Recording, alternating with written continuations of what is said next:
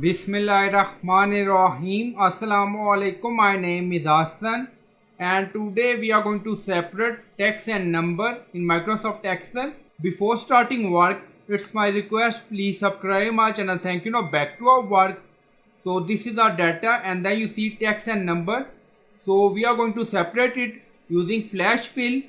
Now you see data we have and then you see text number. Now click on cell. First we are going to write ABC, so we write it. Again we are going to write. Now select. Now write M. Now you see when we write M, capital M, now you see remaining. Now press enter. Now you see added using flash fill. So we are in data and then you see flash fill. Now go to number. First write 1, 2, 3. Now click on second cell. Now write 1, 2.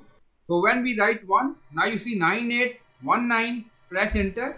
If you want, you can use this flash fill button also. So it's up to you. So I hope you like this video. Please like, comment, share, subscribe. Thank you for watching.